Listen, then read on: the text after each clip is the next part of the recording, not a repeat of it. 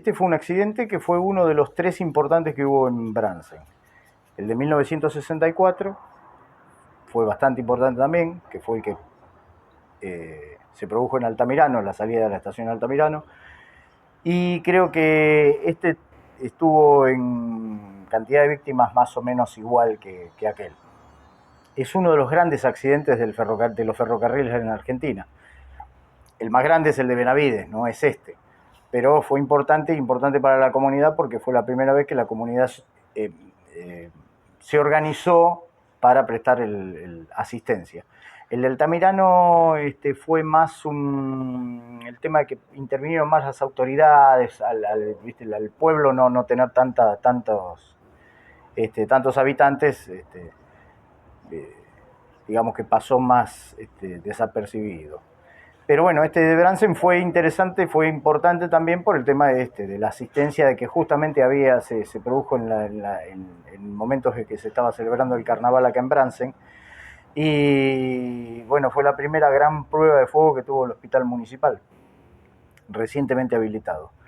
Y unas de esas personas que prácticamente la historia ha olvidado acá en Bransen, que fue el que organizó todo la recepción de cadáveres y de heridos en el hospital, fue quien en ese momento ejercía la dirección del hospital, que fue el doctor Guillermo Cúparo, un amigo en común, un gran médico, un gran cirujano. Y en conjuntamente con el pediatra, el doctor Carazatorre, que estaba trabajando en el hospital, pero que bueno, que ninguno de los dos tenían experiencia en ese tema, pero bueno, tuvieron que arremangarse. Improvisar. Sí, claro, tuvieron que improvisar y ya Cúparo había tenido un evento similar, pero bueno, fue un accidente de ruta, entonces ya traía cierto trajín desde el ESAMA, desde el momento en que tuvo que hacerse cargo de un accidente sin conocer cómo se organizaba un hospital o un servicio médico como para hacerse cargo de esto. Y bueno, y también la destacada y oportuna intervención de los bomberos de Bransen, que bueno, ya en cierto sentido estaban preparados, pero bueno, en cierto sentido, ¿no es cierto? Para nosotros, ya digo que tuvo, como bomberos y como persona, tuvo un antes y un después, porque yo en ese momento tenía 31 años, todavía no tenía 31 años, así que la verdad que fue algo muy fuerte que nos hizo cambiar, o sea, estos golpes así, después consultado a algunos profesionales, dicen que ocurre eso, que es que uno sin querer pasa a ser más adulto. O sea, más adulto en el pensamiento, más adulto en la forma de manejarse, más adulto en pensar en el futuro por los demás, todo ese tipo de cosas que por ahí uno las tenía, pero no las tenía presente, no le daba a lo mejor la mayor importancia que tenía que tener. Entonces, bueno, eso nos hizo, seguramente con el tiempo, no te puedo decir cuánto, pero nos hizo repensar muchas cosas a nivel personal y a nivel institucional. Y bueno, eso hizo que cambiáramos, que tal vez ese tipo de cosas, porque la verdad ver mucha gente herida, ver situaciones muy complicadas, situaciones que después, una de las cosas que pasaron, por ejemplo, encontrar un bebito muy chiquito, de a lo mejor 4 o 5 meses, 6, y no encontrar a los padres, después nos enteramos que los padres habían muerto. Esas cosas son muy fuertes en todo sentido. Y esas cosas son las que seguramente a nosotros, a nivel personal y a nivel institucional, nos hizo, por eso digo, hay un antes y un después, nos hizo madurar mucho más rápido de lo que en ese momento veníamos manejándolo. Esto es un poco alguna de las historias, que pues hay un montón para contar, que deberíamos, capaz que a lo mejor escribir algún libro, pero bueno, no es nuestra forma, ¿no? Y el accidente se produjo porque, bueno, venía un carguero de Tandil, uno de esos trenes largos que eran comunes ver pasar por estas vías en ese momento, y bueno, supuestamente se rompe un eje, aproximadamente unos 8 kilómetros de la salida de Heppener, y uno de los vagones, por lo menos una punta de los vagones, se atraviesa en la vía contraria. Dicen que ese vagón era de un tanque de petróleo, porque dicen muchas veces dicen que era un vagón de combustible, pero en realidad no, fue un vagón carga de petróleo, es un vagón tanque de petróleo. Quedó atravesado en una de las puntas del vagón, quedó atravesado en la vía contraria, y el maquinista de ese tren corrió hasta el puente San Boromón para dar aviso al tren que sabían que venía por la vía contraria, que era el Luciérnaga, o como se llamaba en ese entonces, el Luciérnaga, no la Luciérnaga, porque el tren se llamaba Luciérnaga. Y bueno, el maquinista lógicamente hizo señas al tren que venía, pero bueno, venía, dicen, a una velocidad de 120 kilómetros por hora, cosa también extraña, más tratándose de una curva, y que bueno, que las vías no creo, bueno, igualmente estarían en mucho mejor estado que hoy, ¿no es cierto? Hoy el tren no levanta más de 80 o 100 kilómetros como mucho, pero bueno, en ese momento pudo haber sido unos 120 kilómetros por hora. Porque hay muchas confusiones respecto a cómo fue que se produjo el accidente y todo lo que pasó después respecto al tema de cuáles fueron los motivos, si fueron fallas humanas, que bueno, no caben dudas que fueron fallas humanas, pero cómo se produjeron esas fallas y todo eso. Bueno, entonces, lógicamente, a alta velocidad, el tren Luciérnaga golpea contra el vagón, y eso produce que la locomotora se vuelque y arrastre los 2 o 3 primeros vagones, que también volcaron, y después entonces los que venían atrás se encimaran uno sobre otro, como es habitualmente en los accidentes ferroviarios. O sea, se cabalga un vagón arriba del otro y entonces se producen todavía más muertes, más heridos.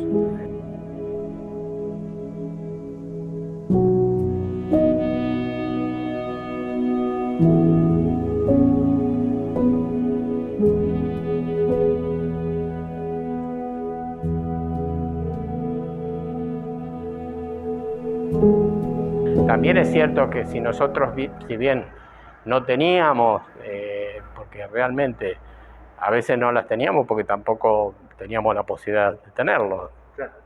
O sea, Bomberos siempre fue tratando de equiparse, pero en ese momento, con 10 años de vida, no es que no le habíamos dado importancia, que tampoco teníamos forma porque todas las cosas que usa Bomberos son caras en costo, y hay que tener un profesionalismo para usarlas también, cosas que nosotros hasta ese momento, bueno, íbamos tratando de crecer, porque cuando de arrancar de cero uno trata de crecer, ir formándonos, pero tal vez después vimos otras alternativas para crecer más rápido por la necesidad que teníamos, que nos dimos cuenta que teníamos, ¿no? Teníamos una autobomba que era una autobomba que se había mandado a hacer con un camión que nos había regalado la municipalidad, y una camioneta Chevrolet, vieja también, y una motobomba. Era todo digamos, el capital de trabajo que teníamos, ¿no? Bueno, está bien, tenés que pensar que eso nosotros lo teníamos y teníamos 10 años de vida. Claro. Bueno, después las cosas fueron sucediendo de otra manera. Seguramente también eso nos ayudó a despertar a lo mejor la inquietud de la gente, de la comunidad, para querer colaborar más, porque bueno, así como ahora decimos, bueno, estamos bastante equipados y estamos pensando en a lo mejor replantear algún cambio de unidad para ir sacando los más viejitos, sí. Pero en sí, en ese momento no teníamos nada para pensar de ese tipo, bueno, no había forma de llegar a eso, ¿no? Así que bueno, eso es un poco lo que, por eso digo, fue un antes y un después. Así que bueno, los pormenores del accidente, digamos, más o menos los conocemos, pero lo que no tenemos muy en claro es por qué no se cumplieron con ciertas medidas de seguridad respecto a la información que tenía que darle el tren que había sufrido el descarrilamiento al tren que venía, porque por ejemplo tenían que utilizar unas bombas ubicadas a 800 metros de la vía contraria para avisar al tren que son unas granadas que las pisa el tren y producen una explosión y eso avisa al maquinista. Bueno, eso se coloca en 800 metros del accidente y después cada 20 metros de distancia. No llegaron a tiempo, se ve que a colocarse eso. Y bueno, el resultado fue el que tuvimos, ¿no es cierto? Los 34 muertos y los 74 heridos. Indudablemente fueron fallas humanas. Ahora, después el desempeño de la asistencia fue impecable. Fue impecable. Y eso evitó que, lógicamente, que hubiera muchísimos menos muertes, ¿no es cierto? Y bueno, y fue la gran prueba de fuego para el hospital de Brance.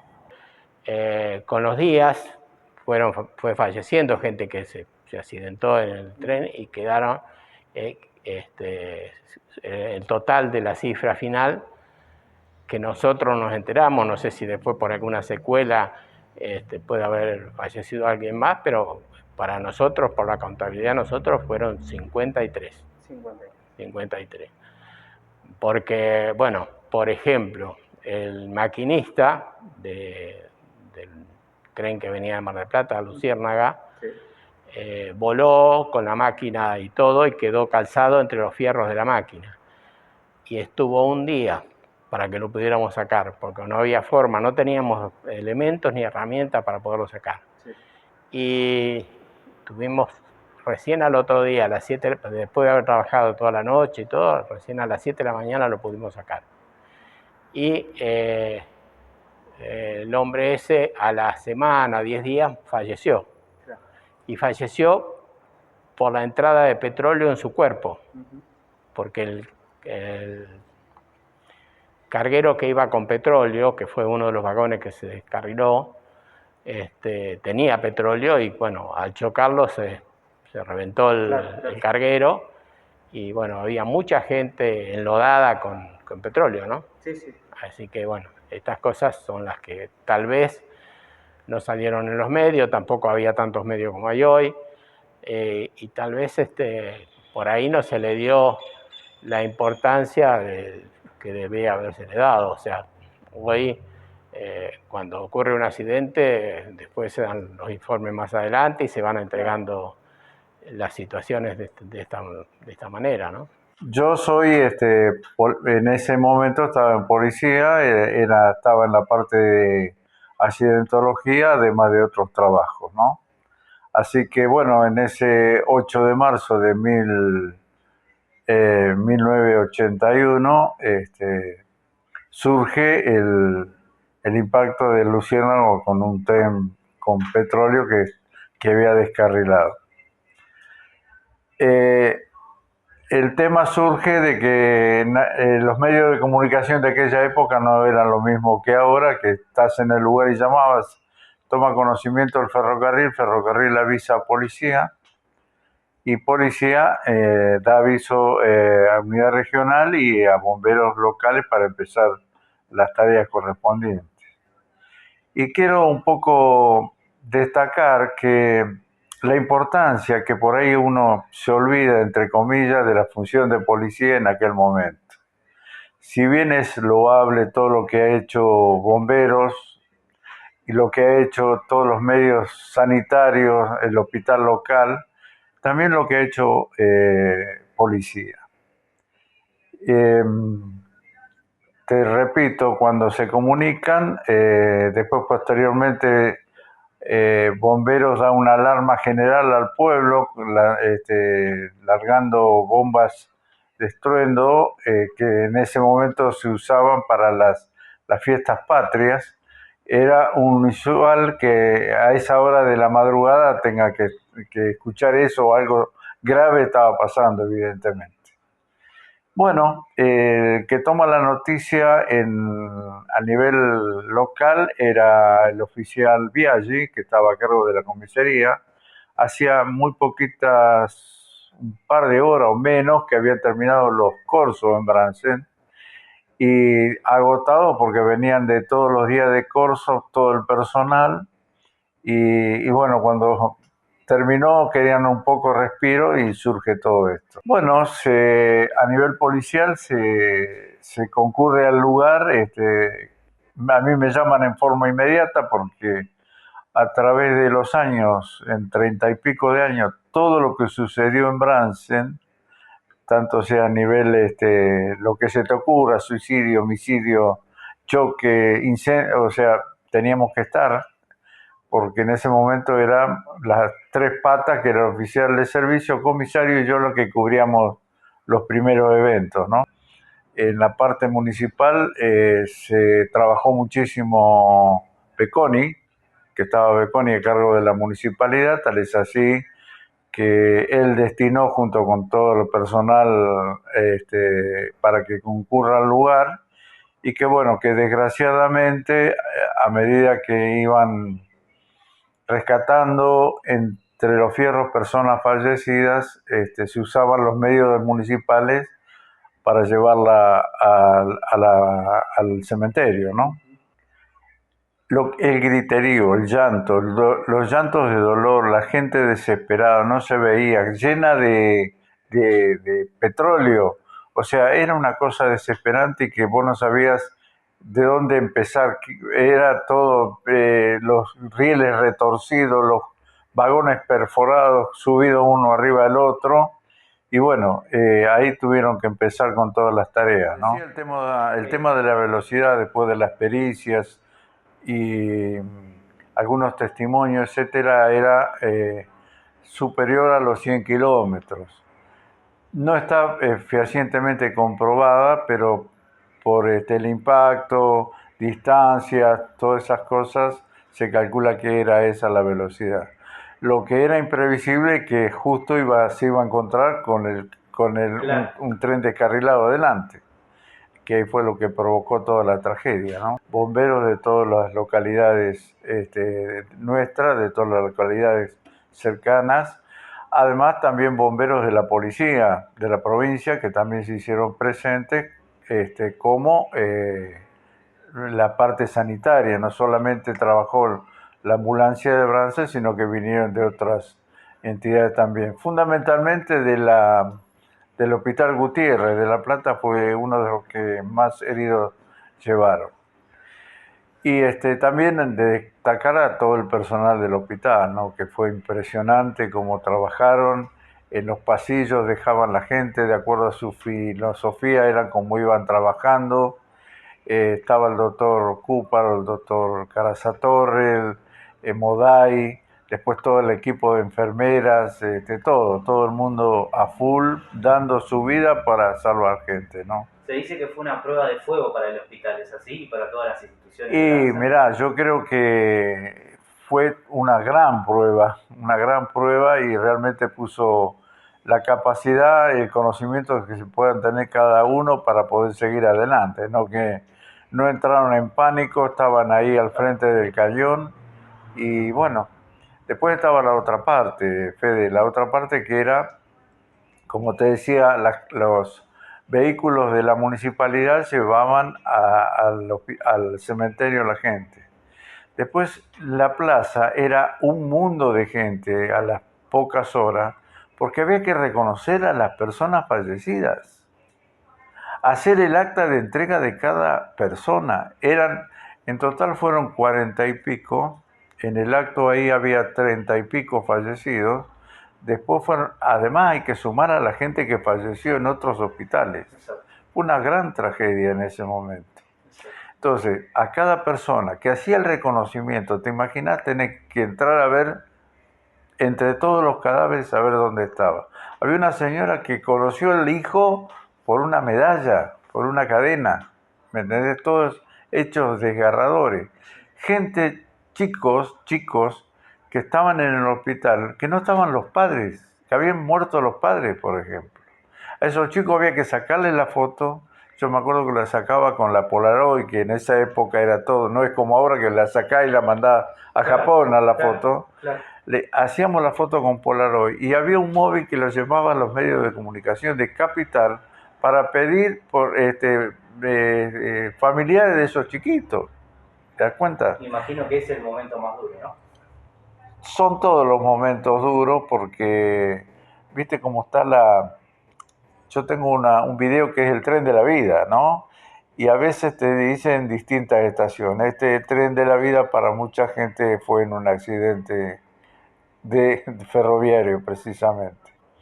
Que todo el reconocimiento de las fuerzas de Bransen y los medios que trabajaron para tratar de salvar gente. A la comunidad que llevaba gente a su casa, a ayudarlos a asearse, a darle algo, darle calma. La comunidad de Bransen se portó una maravilla. Nosotros a mi casa yo traje 2 chiquitos también que después vinieron familiares, que los papás habían muerto. Y todo así, ¿no? Y también por eso que te quería decir un reconocimiento a policía, que a veces queda un poquito olvidada, pero también dio su gran parte y su buen trabajo para todo esto.